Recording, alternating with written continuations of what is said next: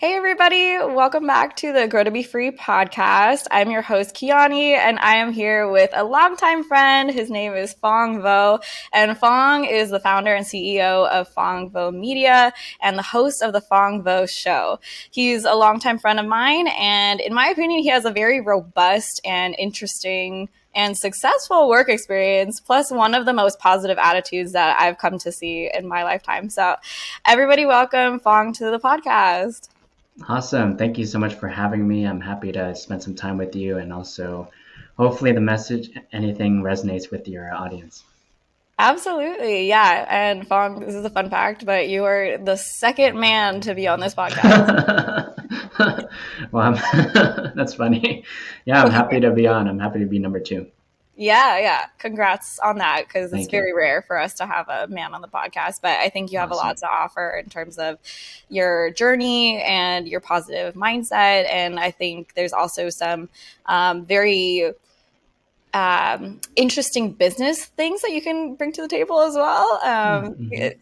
For everybody that doesn't know, me and Fong know each other because we actually ran painting businesses side by side in college as an internship. I know that sounds absolutely crazy, which at the time it was, but we're both very ambitious people. So knowing that y'all are some ambitious women, I think Fong has some really incredible things to share. So I kind of want to start off, Fong, if you could tell us a little bit about yourself, about what you do, and what you're excited about these days. Yeah, so I actually quit my job last week. So I was working at a place, it's a company called Happy Neighborhood Project.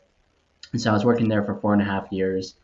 Before that, right after I graduated from college and doing the internship, like Kiani mentioned, I worked at a startup accelerator. So for those of you who don't know what a startup accelerator is, it's basically a company that helps other startups achieve a few years of growth within a few months. So we did that through sales teams, marketing teams, and venture capital investors that would invest hundreds and thousands of dollars into these companies. So that was a great learning experience because I wanted to really, always knew I wanted to run my own business eventually. And so, what other better way to see all these other startups and learn from these startup companies um, and see what they did to really grow their business is to work alongside them. So, did that for about a year and then, worked at Happy Neighborhood Project for 4.5 years. And now I'm doing my own business, Fongbo Media, where I help, businesses with their social media marketing. So about a year and a half in, I was kind of doing it alongside like, my job. So I was doing both full-time work and, full-time business. And now I just feel like instead of splitting my focus, just focus solely on my business. And then, yeah, super excited about like, oh man, there's so many things to be excited about. AI is really interesting. Artificial intelligence is going to be fun. I think society, like, I think as a society, we're starting to get a lot of things like, we just talked about in the last podcast, mental health and, the importance of like, recognizing problems in our society and tackling the problems, like not turning a blind eye to it. Of course, there's going to be a lot more problems that we need to solve, but yeah, I'm very optimistic about the future. I know as human beings, we always figure out a way to get things done.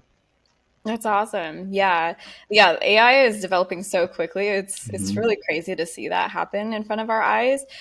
This is just a fun question, but what AI use case are you most excited about, or something that you're really interested in?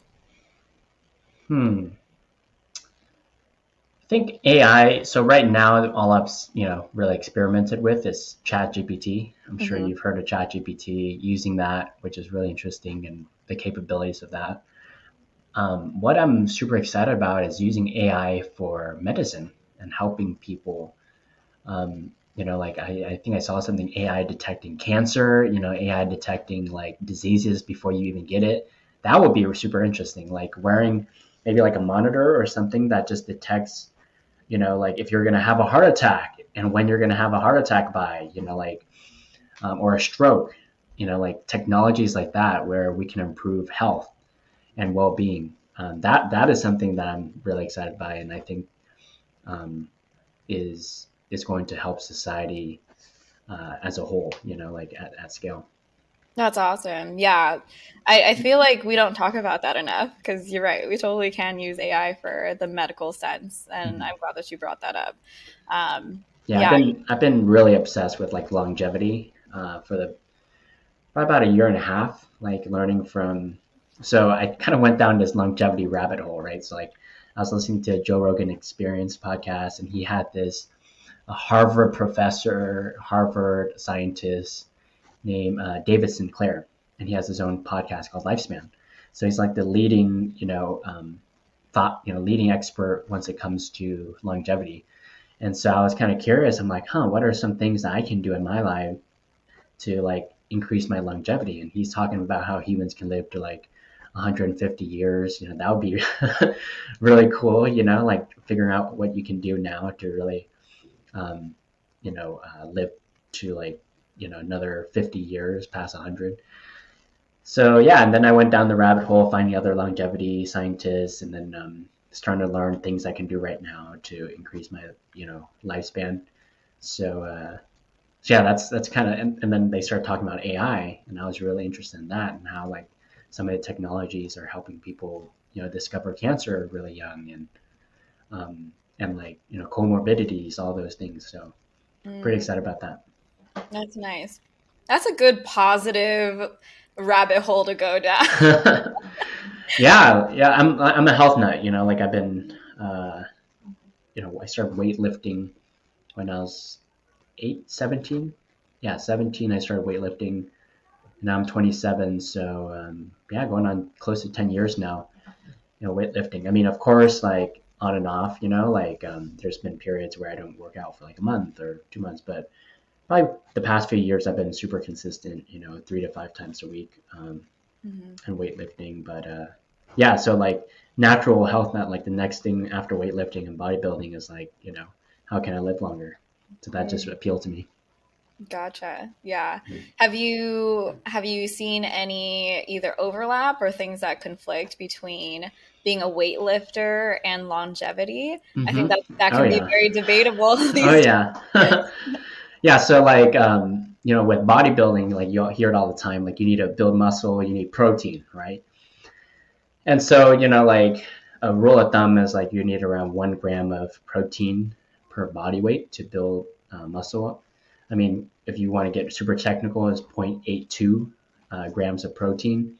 That's all you need per pound of body weight, um, as far as like how much protein you need. So, like let's say you weigh 150 pounds. And to make it easy, it's like you need 150 grams of protein, right? days. So that's a lot of protein. And then once I started listening to longevity people, these scientists, they're like, hey, you don't want to be consuming too much protein because that could actually decrease your lifespan. So I was Wow. like, huh. So now I gotta, like balance it. Like I don't want, now I, I started cutting down my protein because I want to live longer, but I also want to look good and build muscle. So like, there's that fine balance. So I kind of like range towards lower end of how much protein I need, but it's still enough to like build muscle. Yeah. Yeah, so that's one thing that kind of conflicts. What else? Big one. Yeah, that's a huge one. But all the other ones seem to be aligned. Uh, like working out, having resistance training. Having cardio. Working on your cardio and your VO2 max. Things like that. Um, sleep. Sleep is important. For both longevity and muscle recovery. So Mm, like I feel like most of it aligns, but the key area is would be diet. That protein that I was talking about. got it. Well, that's good to know. Thanks for sharing that. Yeah, I had no idea it's even possible for humans to live to 150. My great grandma lived to be 106. So that was Really? pretty impressive. Yeah. I think part Wow. of it is genetic, but she also ate a lot of fish in the Hmm. Philippines and drank a Mm-hmm. lot of Ensure. You know that Sure. What is ensure? Ensure is like this. Honestly, I don't really know what's in it to be honest, but it's basically like this shake slash like drink that mostly old people will drink to get like all of the nutrients that they need that they might be Huh. deficient in. Mm-hmm. But truth be told, I don't know exactly what's in it. But she drank that a lot and ate fish. Oh, So that's what really? I know. Yeah. Mhm. Yeah, I know fish is one of the things that the longevity scientists said that's good to eat. Fish, they actually said to limit the amount of meat if you want to live longer. I mean, you can have some meat, but just not overdo it. So I thought that was interesting. But yeah, I need to really eat more fish. I just hate preparing it because it's stinky and like it takes some time to prepare it like fresh, like wild caught and stuff. Yeah, Mm-hmm. absolutely. Yeah, so are you Philip? You're Filipino. You're Mhm. full Filipino. No, half. Yeah. So Okay, my mom's side is Filipino, and then my dad's side is white. So I'm mestiza, is what okay, they like to call it. Yeah. nice. Do you feel like you resonate more towards the Filipino side or the white side, or white? Oh, Yeah. that's a great question. I would say neither in a way. Like, I'm kind of just Californian. Honestly, Mm-hmm. I feel like I'm a very like California girl vibe. But I would say it's interesting that my dad is white, and so like a lot of white people will think that I'm like Asian. Like they're like, oh Mm. yeah, like you're really Asian, Mm-hmm. and then I'll go to Filipino people, and they'll be like, oh, you're white, Right. like they won't think that I'm Filipino. So it's like I never really fit into one category and I'm just like ambiguous most of the Mm-hmm. time. People mostly think I'm either Hawaiian or Mexican, which is a Mm-hmm. common thing. I've even gotten Middle Eastern in Oh some wow. points too. So, yeah, so I don't really identify with any of it. I'm just like, Mm-hmm. I'm just me, and that's just kind of who I am. Right. Yeah. That's funny you mentioned. I was so I'm Vietnamese. I'm 100% Vietnamese, and I went on a backpacking trip right after college. So I graduated college. I'm like, it's time to go on a like to go somewhere. Like completely different than America. So my parents were born in Vietnam. They escaped the Vietnam War. So Oh, I decided wow. to go on a 3 week backpacking trip to Vietnam and just kind of see my roots and my heritage because I've never, up to that point, I'd never, been to Vietnam. So I started up north and I went through 8 different cities, for 3 weeks just with my backpack. And but the point of the story is like while I was there, I met a lot of travelers, from other countries, and so like to them, they saw me, they thought I was like a Vietnamese from Vietnam, you know. But to the Vietnamese, they're like, oh, this guy's definitely a tourist. He's definitely not one of us. Are like born here. So I could definitely feel at least empathize a little bit. Not belonging in either group and just being myself. And like with the travelers, I'd be like, hey, no, I'm also a traveler, I'm not from here. And then with the Vietnamese people, it's like, oh, no, my parents are from here, I'm Yeah. Vietnamese too. That's so funny. Yeah, the travelers are like asking you questions like, "How do I get here?" And you're like, Right, "I don't exactly. know." I'm just like you, man. That's hilarious. Yeah, definitely relate to that a lot. uh, yeah. Um, yeah, if you don't mind, I would actually love to kind of dive into your last job a little bit, the Happy Neighborhood Project, because I remember seeing that on LinkedIn and I was like, what is that? Like that sounds like it's such an interesting name. And Mm-hmm. I mean, you worked there for 4.5 years, you said. Mm-hmm. So, what? I guess a little bit about that company and a little bit about like why you wanted to work for them or why you felt like that was a good move for you. Mm-hmm. Yeah, so I was still working at the Startup Accelerator when I was at a networking event, and then I bumped into the founder of the Happy Neighborhood Project, Edwin Edberry, and he goes by the Chief Happiness Officer. So that stood out to me immediately. I was like, huh, Happiness Officer. I've never heard of that. And I started to find out after talking to him that he did a TEDx on happiness as a default position, and he shared his experience of why he started the Happy Neighborhood Project, how he was in Oakland, at Jack London Square, and he was I think on a train or a trolley or something. And then he was doing interviews, to people. He interviewed over 1,000 people and just asking, what does happiness mean to you, right? And so he came up to this guy, looked like he was in a bad mood, and he asked him, hey, what does happiness mean to you? And the guy's like, don't talk to me. I don't want to talk to you.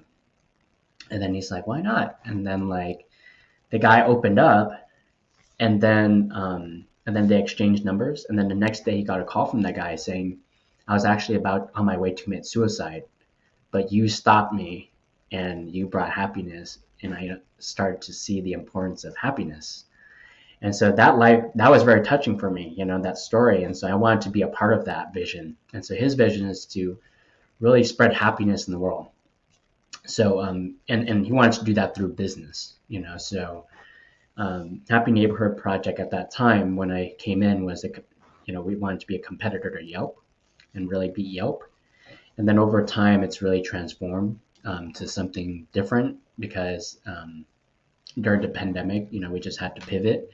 And so we pivoted into being a co-op, like a cooperative. So it's like a business co-op where, we have members and like every, quarter we give dividends back to our members, kind of thing. So it's just a cooperative of happy, positive business people, almost like a network of them, and just working together, collaborating and supporting each other.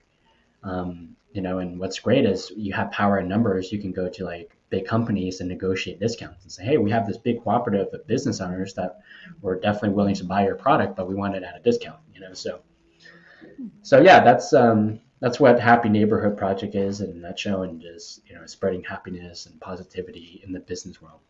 Wow, that's beautiful. I really love that. That's so interesting that it started off as a competitor to Yelp. I feel like that's Mm-hmm. definitely so different from, how it is today. Yeah, and the thought process behind that was like, he started to notice, the founder Edwin, he started to notice that like people were really unhappy, with Yelp. A lot of Wow. business owners were unhappy with Yelp. People are going on Yelp writing bad reviews when they never even used the service. Could be a competitor going to Yelp and writing bad reviews about people, and people see that stuff. So Yeah. people are just not happy and positive with the sort of review system. So Mm, that's why he started that. Started that. But before that, he started a nonprofit spreading happiness all around the world. Called the mm. I Am Happy Project. So teaching people, how to be happy and spreading positivity. So that was before the business, and then he saw an opportunity in the business space and decided to spread happiness in the business world. I love that. Yeah. Do you feel like that's kind of influenced you to now start Fongbo Media and to start going in your direction with entrepreneurship? Yeah, it's a good question. I've always felt like I wanted to, positively impact people at scale, and so I always felt like I was meant to do something big for the world and positive impact for, the world. My dad, growing up, I was a Catholic. My dad and my parents are still, hardcore Catholics. So I went to church every Sunday, and one of the things that I've learned from Catholicism and also my dad instilling in me is like helping people and being there for people. So that's kind of built into me. So I went to college and I wanted to become a detective because I would watch all these CSI crime shows with my mom. I'm like, oh, these detectives are helping families, And I took a few a few classes. I'm like, this is not for me. Like a lot of the people that they're putting in jail need help. It's like, why are we locking them up? They need help. So I'm like, thought philosophies down the line. So I went started studying social work because I'm like, oh, maybe I can be a social worker and help people that need help. And then I started to realize, wait, you're telling me if they came up with a policy that I don't agree with, I would still have to enforce it as a social worker. So I just didn't feel in control of that. Like what if I don't agree with a law or a rule that's actually not helping people, it's hurting people. Hmm. So then I bumped into business, in college works painting, and I realized that wait, money rules the world, whether we like it or not. Money influences. What if we can use that money for good and influence and use it for good and influence people positively? So, and with business, I can control my rules. If I can decide how I can use the money to impact people. So, and I feel like I have a pretty decent skill at it and in entrepreneurship. So that's how I kind of got into Fongbo Media. Is like let's start a business where I can eventually use it for good. And so one of my visions for the company is by 2026, I plan on starting almost like a nonprofit accelerator where we can take a nonprofit that's just doing okay, and we can use our marketing and our resources to grow the nonprofit, to build more exposure to it. Like help them get more volunteers, help them get more donations through marketing, help them get grants from governments. And so just grow this nonprofits, that way they can impact, positive impact more people. So by design, we're I guess indirectly, helping the world, through our marketing services. Yeah, that's amazing. I really love that because you're right. I mean, it's so hard for nonprofits to get visibility, and a lot of their branding is just really off, and it doesn't Mm-hmm. resonate with people. So, and it's challenging for those types of organizations to get funding and Mm-hmm. to invest into some sort of services for marketing because marketing is very expensive. Mm-hmm. So that's amazing. I really love that, and that's super exciting. Um, when did you get that vision? Was it when you were working at Happy Neighborhood Project, or Mm-hmm. much earlier? Yeah, so I had a different. I guess I always had the big picture vision of impacting millions and billions of people. That vision has never changed. Hmm. But the direction of how I'd be able to do that and what avenue I'd be able to do it through has definitely evolved and changed. Hmm. And so I just came to me like in college. I remember I wanted to. I think I ran across this like it's a pizza shop. I forgot how I heard about it, but there's this pizza shop in I think either Philadelphia or somewhere where it's a social sort of impact business, where you basically go in and they're making the pizza and you can buy the pizza for the person behind you, right? And Oh, so people kept doing that, and basically to the point where homeless people can go in, and if they're hungry, they can go in, and someone has already paid the meal for them. yeah. And the people that donated the pizzas and paid for the next person, there's also this wall of cards, and so people were writing these card letters to these homeless people, like words of inspiration, like, hey, you can get through this, like you can do it. And so I thought that was super interesting. Like, wow, here's the guy that created this pizza shop for good, and using business and money for good and helping people. So that started to like give me ideas of how can I use business for good. And so, I guess it's developed over the years, but the idea came to me of the marketing company came to me while I was still at Happy Neighborhood. Um, where I noticed marketing as a big issue for not only businesses but also nonprofits as well. And so, what if we can solve that biggest problem that they have first, which is the marketing, to grow their nonprofit? So, yeah, it probably came to me like 3 years ago when I was still at Happy Neighborhood. That's amazing. Yeah. Mm-hmm. Yeah, that's cool that you've always had that vision to impact many people. I don't think I think people like some people are built with that instilled in them, and then some people kind of realize it. Like I'm one of those people who have realized later on, like, oh yeah, I really want to impact people. But for somebody like you, who it sounds like that's kind of always been your end goal in a sense, it's just manifested different ways. How have you learned how to reconcile the different directions you've been in? Because obviously you started off wanting to be a detective, and you've ended up somewhere completely different. And for some people, I feel like that's kind of um, scary in a way. I feel like a lot of Mm-hmm. people have issues with like transitioning into different fields or changing majors a Mm-hmm. lot of times. Like what was that thought process like for you, and how did you manage that? Yeah, so I feel like as a society, we really put pressure on young adults to have the answer. Like we need to know exactly what we need to do by 21, and I think that's doing a big disservice to young people. Because life is maybe that would have been important like 100 years ago when you didn't really live that long. You had to kind of figure it out because you'll be dead at like 40 or 50. So it's like, okay, I got to figure out what I need to do really quickly here. But now, I mean, we're living to 100. We're going to be living to 150. So life is long, and why add all this extra pressure on yourself to figure it out? And so I feel like it's just a journey. It's a process, and it will take time. If you don't figure out what you want to do at 21, it's okay. Just be patient. Continue to try different things. Just don't sit on the couch, eating potato chips. Like still go out there and like try different things, volunteer at different places, and then you start to see like, oh, I kind of like that, like, oh, I feel like my skill sets would be good in, for this. And then you start to formulate, you'll start to realize the things you don't like how I didn't like, some of the policies with, law enforcement and, with social work. And then I kept trying different things and I bumped into business and then I realized I like it and I have a knack for it and the marketing, and so, and even then, like I don't see myself stopping here. Eventually I'll start different things that I might enjoy. I kind of like to, I kind of like different things. I just don't like doing one thing over and over and over. I like to try different things and have different passions of mine. So yeah, just understand that it's a process. It'll take time. Don't put all this pressure.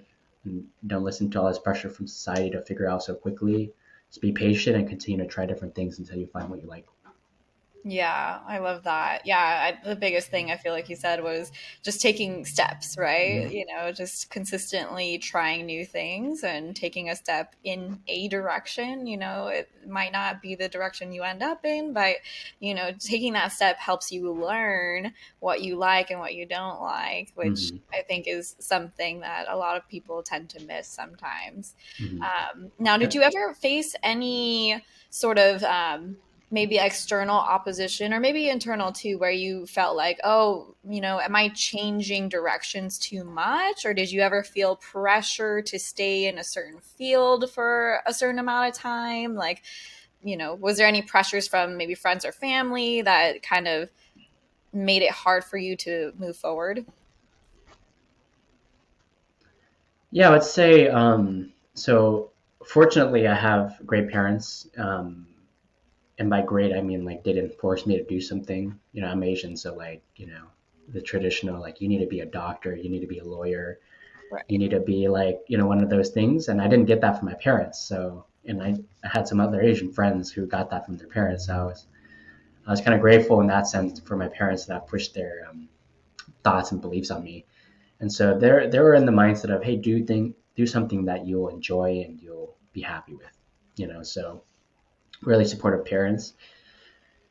I think for myself at that time when I was transitioning between different fields, I kind of felt lost. I was like, like, am I ever going to find this? At that time, it's like you're, 20 years old, you're 19 years old, and you're like, am I changing? Should I just stick to something? Like, I was kind of confused. I was lost. I didn't know which direction life would take me and where I'd end up in. But kind of going back to like doing different things and trying different things, it kind of fell on my lap. Business fell on my lap, and it felt like the universe was telling me at that time, this is your path. But that came from failures, and that came from figuring out things I didn't like. And so you kind of create your own luck. It kind of, I don't know if it was like fate. It kind of felt like fate at that time. That I was meant to do this, and it just felt right, and all the other things didn't feel right at the time. So just listening to your gut, having the intuition to, and also the confidence and the courage to say no to something that just doesn't feel right. Um, yeah, so like internally I was lost, but eventually I found it, you know? Yeah, that's a good point what you said about, listening to your gut, because I feel like we have a lot of doubts sometimes in our Mm-hmm. head that is telling us, go the safe route, or, go the route that looks like it's going to be successful, Mm-hmm. right? And then especially for entrepreneurship, it's very much hit or miss. You're going to fail a lot. It seems very up and down or unstable is what people like to say. But you had that gut feeling that you chose to listen to, because we could either choose to listen to that gut feeling, or we can choose to listen to the voices in our head. So Mm-hmm. uh, how did Or you? even Oh yeah, go on ahead. that thought on that, even the thoughts of listening to thoughts from other people that implant into your head, like thoughts from parents. Like if your parents have told you your whole life that you need to be a doctor or a lawyer, or else you're not going to be successful, then like it's hard to decipher if that voice is coming from you or your parents. Like you get kind of mix it up in your head. And so like fortunately, I didn't have that from my parents, so it was only my thoughts, and I could easily, I guess, more easily listen to my gut. But I mean, I'm totally empathetic for someone who might have parents that just try to shove something down their throats, and years later, they do that. They pursue whatever their parents told them to do, and then they find themselves unhappy, and then they resent their parents. They blame their parents. So, but I'm totally empathetic to that. Yeah, absolutely. Yeah. I'm curious about the research that you've done on longevity and, Hmm. kind of your idea of happiness and has there been any research that you can't come across that um, emphasizes how happiness influences your length of life? Mm-hmm. So if I don't do. I'm like not a numbers guy. Although I'm Asian, I'm not like good at math. Okay, everybody. We're not stereotypical here. Right. I'm terrible at math. Not good at science. I excelled at the arts like English and like history. That stuff. Psychology. I like that stuff more. But I think the biggest thing is like decreasing stress. Like there's hierarchy of needs. If you can get the stress out of people's lives of like trying to survive, whether it be financially, figuring out when your next meal is, like that's what you got to get sorted out first because that causes a lot of stress, and stress is bad for longevity. Hmm. It can cause a lot of the things that people experience, like strokes and heart disease and stuff, and so much more. And then once you get out of that that lower level of hierarchy of needs, then you can start focusing more on like happiness and like all the other high level stuff. And so, yeah, like people that live, are more happy tend to live longer, and someone who is sad all the time or depressed, you do that for so long, you're only going to live so long before you start to get some diseases. So, so yeah, I think happiness is really important once it comes to longevity, and it's something that something you have to definitely work at. As we discussed in our last podcast, and there's so many different things that factor it within longevity, not only just like physically but mentally and emotionally. Yeah, absolutely. Yeah, you kind of seem like to me the type of person who follows their purpose, and since you go with like kind of like the gut feeling, it sounds like you might prioritize happiness in your workplace quite often. Would you say that's true? Yeah, I would say so. Yeah, I would definitely say so. I would definitely have to be doing something. Oh, that's a good observation. So, yeah, I have to feel that what I'm doing is is leading to something positive for the world and something I believe in. Like I can't see myself being a banker on Wall Street. Like I'd be one day in and I'm out. Like yeah, I couldn't see myself doing that. I feel like what I'm doing is has to be doing something for good and something that I feel good about. And so if I don't, then I probably wouldn't have chosen it in the first place. Hmm. Yeah. Yeah. Yeah, I think that's a huge thing is like, what do you value and how can you integrate that into your workplace, Mm-hmm. which can be challenging if you have a job that doesn't really match that. And it sounds like you've been through a couple different, career choices, Mm-hmm. as most of us have. But how did you start to prioritize your joy and your happiness and purpose in your workplace?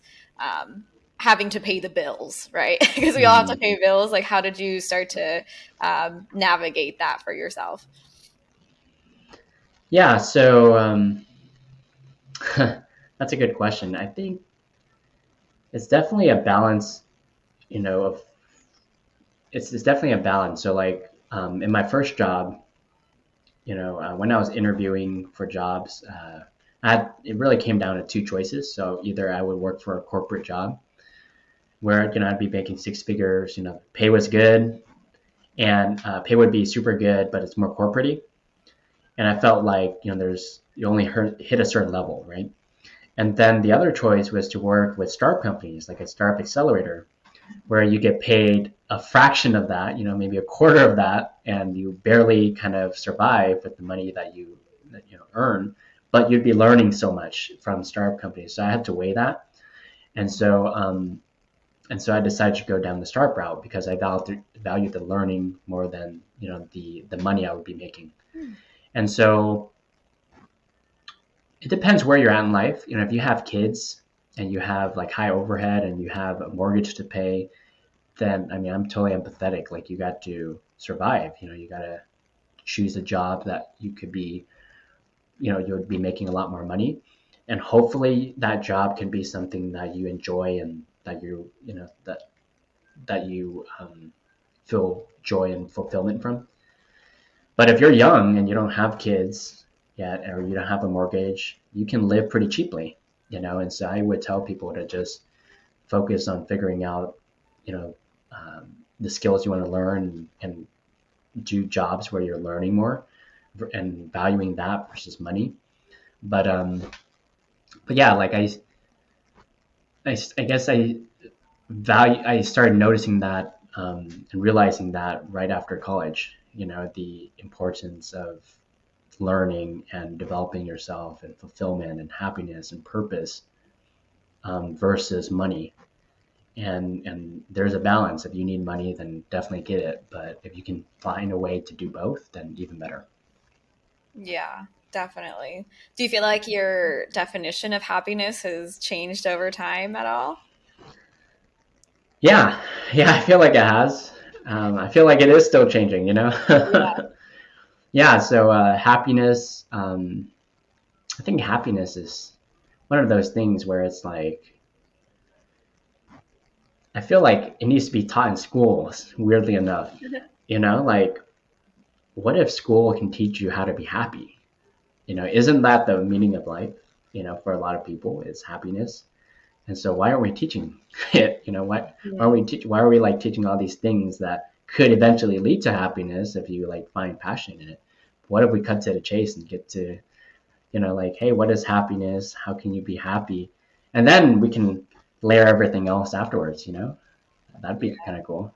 That would be cool. If you were to teach a class on happiness, what would be your foundational principles, if any? I definitely wouldn't be teaching a class on happiness. I'd have the chief happiness officer do that. Leave that to him. But if I were to, I think there's so many different things. There's so this is what one thing I learned from Edwin, the chief happiness officer. So people see happiness as an emotion, right? It's Hmm. like you feel it or you don't. And although that is true, one thing I've learned from him is that happiness is also a skill. Mm. So it's a skill that you can learn. Like if you told a depressed person that like, oh, just change your mindset, that doesn't really help them because they're depressed. They're in this mental state of mind. It's like they're in this feeling, right? But then if you tell them, hey, you're depressed, but here are certain things that you can do to get out of that. And here are habits that you can build. Here's a skill. It's a skill. Happiness is a skill. You can actually get better at it. Then they start to feel excited and hopeful that, oh, I can get out of this. I can actually do something. What can I do? They start to get more excited. So that's one thing I've learned from him that has really been, has had such a tremendous impact into me. It's kind of shifted my perspective of what is happiness to more of like it's a skill set that you can build on, and anybody can be happy, but you need to work at it. So that's what I'd probably be teaching, the skill of happiness, and then like some of the things that you can do. So and one of the things that he taught, and he actually taught classes on happiness. Happiness as a skill is one of his classes. And so one of the things that he taught was the 3 minute rule. So if something, let's say, negative happens in your life, and you just get angry or makes you sad, you set a timer for 3 minutes, and you express everything you need to feel. If you're angry, go punch the wall, go punch a punching bag. Express everything. Don't compress it. Definitely express it. If you're sad, then cry it all out. But just 3 minutes, and after that, you got to be your happy self again. So that's one thing he taught, is you shouldn't ignore your feelings. You should definitely feel them, but give yourself a time restraint so that way you get out your system and get back to happiness. So that I thought that was really unique, and he just shares so many things in his class. But yeah, I would be to answer your question. I would be as teaching it as a skill. I love that. Yeah, it's very important to know that happiness is not just a feeling. It is something that you can work at. Because you're right. If somebody doesn't know that they can grow in happiness, they're just going to feel like they are unhappy. And it's like a dead end for them. Like, Mm-hmm. this is just who I am, and this is just what it is. And, that's how it leads to suicide and to deeper depression, that kind of situation. So I love that, just being able to know and be aware that happiness is something that you can work at and improve at. That's Mm-hmm. awesome. Yeah, yeah, I think that's huge, and I think most people kind of see happiness as an emotion, and so I think that's a disservice, and so that's why I was so drawn to Edwin too. Is like he's teaching us a skill, and that's definitely like a shift in the way that you think, a huge paradigm shift of how you see happiness. Yeah, absolutely. And how do you like to integrate happiness into business? Because I think some people might have a stigma with business of like, oh, it's all suits and ties, it's all work, work, work, that kind of thing. Like, and which it can be, in some situations. But how do you like to integrate joy and happiness into the work that you do at your company? Mm-hmm. Yeah, that's a good question. So I think the first thing is understand that like you're not going to enjoy everything that you do. Like there isn't a job out there where you're going to like every single thing, like emails, for example. I don't know anybody that likes emails, right? But you kind of have to do it. So understanding that aspect and then balancing it with things that you might be more naturally gifted or things that you actually like to do. So you start to delegate, things that you don't like. For example, like I don't like certain aspects of my business, so I hire someone else to actually do the work. That's what I've done. I have a team of people that I can delegate things I don't like to them, and then which leaves you to, you know, uh, some tasks and responsibilities that you do enjoy, but within that there's still things that you won't like to do. So understanding that you can have some control over it, but also to understand that like successful people, they do things that they don't other people don't like to do. So there's that aspect, and then trying to like tailor, uh, like for example, like I need to market my business. So what kind of marketing do I actually enjoy? So podcasting is a great way to market your business, and I don't do it solely for just marketing purposes. But it is a great engine for marketing because people, it builds brand awareness for me, Fongbo, and my company is called Fongbo Media, right? So they Google that. But I also really enjoy talking to people. I really enjoy interesting conversations with people. And so that sort of marketing form came natural to me versus doing something like a marketing channel that I just have zero interest in doing. So that's how I, implemented it in my business, happiness in my business. I love that. Yeah, that's so true. We're not going to enjoy everything about the job that we do or even the business that we create because there's always going to be something that falls out of our wheelhouse. Mm-hmm. I love that you said delegation. Delegation is huge. I need to work on that myself. But yeah, I think those are some great tips that the listeners can use in their own job or in their own business if they have one. Um, Mm-hmm. no, I kind of want to wrap up since we're almost towards the end. If you have It's any crazy. advice, I know it's just blew by like so fast. If you have any advice for ambitious people out there who want to make, like maybe they're not in their current ideal situation, maybe they want to start a business, or maybe they want to get a different job, or they want to shoot for their stars in whatever field that they're in, but they're just not there yet, or maybe they're at the beginning stages. What advice would you give to those people?